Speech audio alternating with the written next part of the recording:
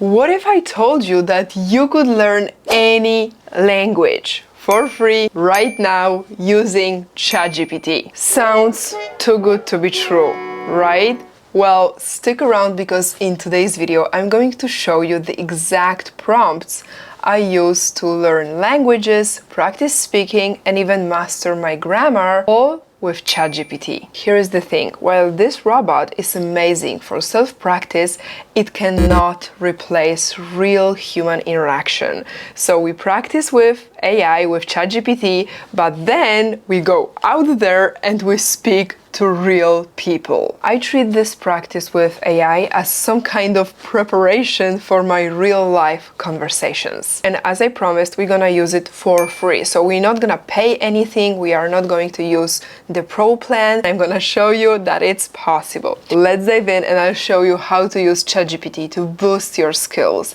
and become a confident speaker in real life. First things first, having a solid plan is essential. So step number one, create a learning plan. So let's ask ChatGPT to create a personalized language learning plan based on your goals and your level. If you know that your level is, for example, A2 or B1 or B2 or C1, it's okay, we're gonna use it in the prompt. Most probably some people are gonna ask, okay, what's my level? I don't really know what my level is. Let's imagine that you learn English. You can order some food at a restaurant, but you cannot really talk about business. You cannot really have more complex conversations. You simply get stuck and you need a plan. So you're gonna describe it to ChatGPT using the following prompt. Help me create a language learning plan for, and here you put the language that you learn. For example, Spanish. I'm at B2 level. It means that my Spanish level is already pretty advanced, but I still need some improvements. I want to focus on speaking, listening, writing, and grammar. Give me a weekly schedule. Let's go for it. And now the magic is happening. As you can see, ChatGPT is creating a language learning plan for me. Looking at this plan, I can see that it's pretty long. It's from 1 to 2 hours a day.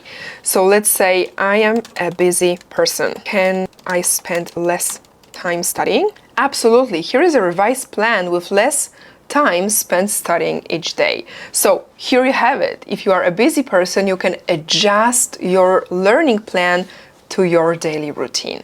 In a matter of seconds, you'll get a structured plan that covers all key areas. I think that I can easily come to the conclusion that language learning has never been easier than now in 2024. Step number 2, learn the most common words in context.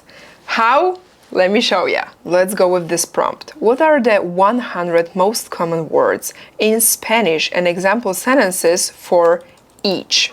The most important thing for all languages is to learn in context. Because if we have a look at these words, they are just random words, like I don't really understand them. But for example, if I have a look at the word vida in Spanish, let's say I don't really understand it, but now I read the example, amo la vida, I love life. Oh my God, this is so true about me. This is so beautiful, amo la vida.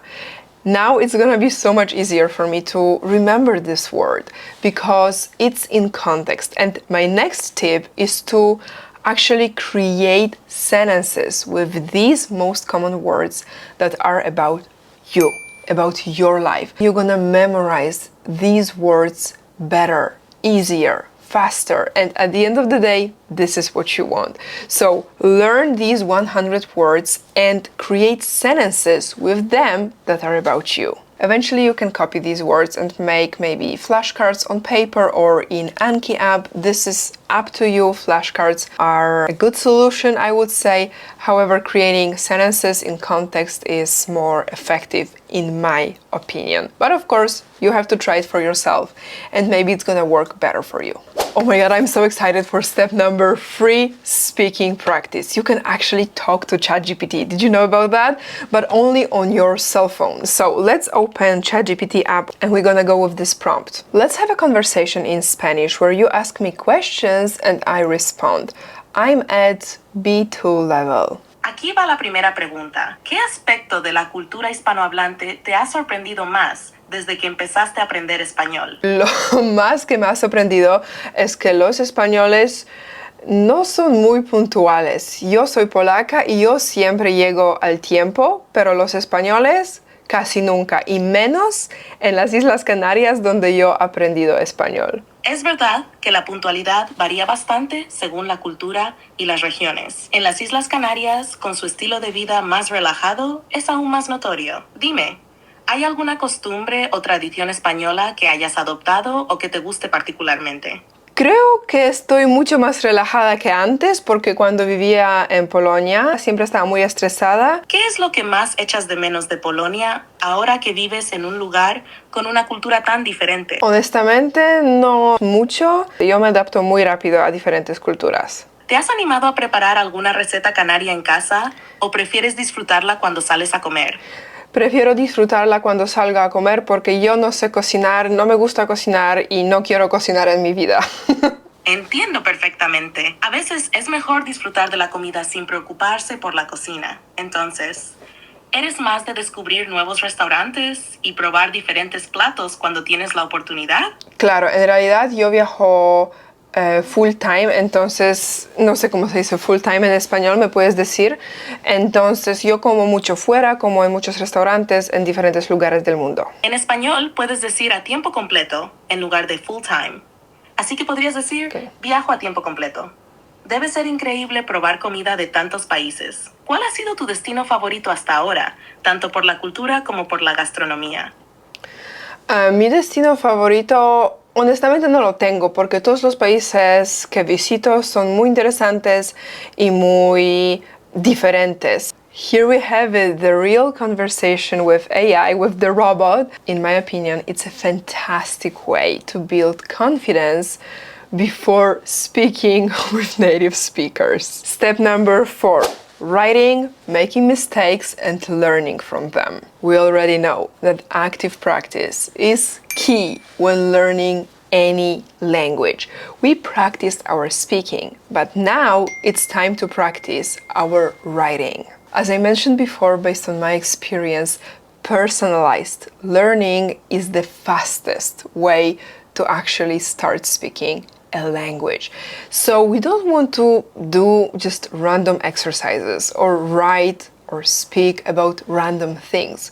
We want it to be about you, right? So now we're gonna write a prompt that's gonna be about you. Give me writing exercises in English, or here you can insert any language you want, and correct my mistakes. Also explain why the corrections were made. And here you're gonna say what you like, so you can actually write about something that you like. In this case, I'm gonna write that I like to travel and learn about business. It tells me to write travel blog post, which I could do because I travel full time, so I have a lot of stories to share from the world. So as you see, this is a personalized writing exercise for me. In reality, you can write about anything you want, about your day, about your goals, about your dreams, whatever comes to your mind, and basically ask ChatGPT to correct your mistakes. Again, this is fantastic because we practice actively, we talk about things that we like, and at the same time we make mistakes,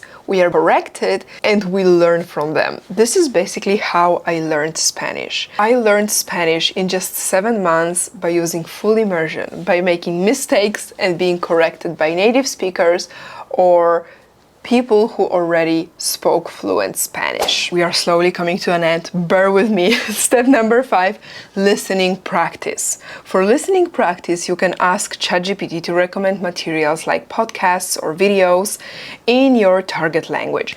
What's really important here is to listen actively. Of course, passive listening, where we simply, sit down, relax, and listen, is also fantastic. However, here we can practice actively. What does it mean? Let's use this prompt and let me show you. Again, personalized learning, the most important thing. So I'm gonna write what I am into and ask ChatGPT to recommend some podcasts or videos. I like to learn about psychology and self-development. I'm really into family constellations and generational traumas. Can you recommend listening exercises in English and help me understand the material?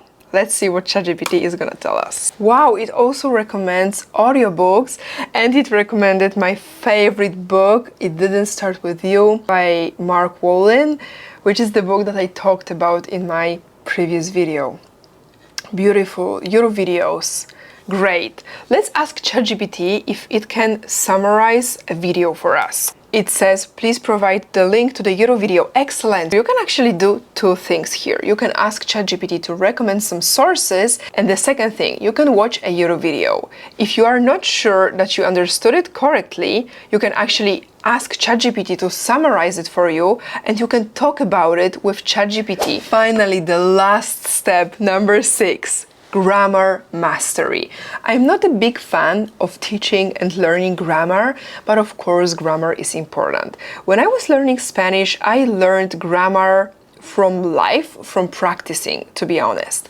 However, of course, it is good to know the basic rules. Let's use this prompt, explain the most important grammar rules in English with examples. So here we have it. ChatGPT generates grammar rules, and you can practice one by one without this feeling of getting overwhelmed by grammar. This is what happened to me. When I was learning English at school as a kid, I tend to get really overwhelmed by grammar. It was like too many rules, and they were teaching these rules in Polish, my native language. Here you can ask ChatGPT, okay, let's practice past simple, for example, today. And it's gonna give you tasks, examples. Just use this prompt and you're gonna be good to go from 10 to 15 minutes a day.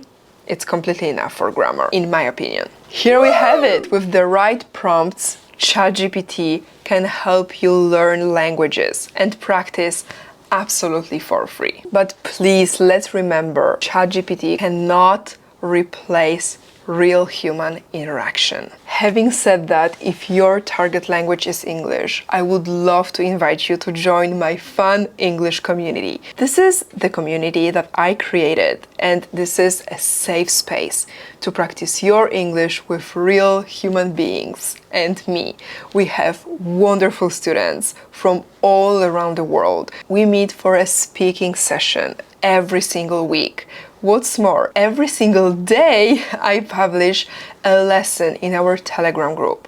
You get to ask questions. It's a cozy circle of like-minded people. So if I resonate with you, if you find my tips useful, consider clicking the link down below in the description and join us. My name is Michelle. I've joined this fun English group with Veronique. I have no fear to speaking with other students, and I don't mind to making mistakes. You will enjoy learning English every day. Don't be afraid to join this group. It is literally a fun English group. Thank you so much for watching. Thank you so much for your time. If you found this video helpful, don't forget to like and subscribe to support my work. And I would love to know which language you are learning. Let me know in the comments. See you in the next one. Bye.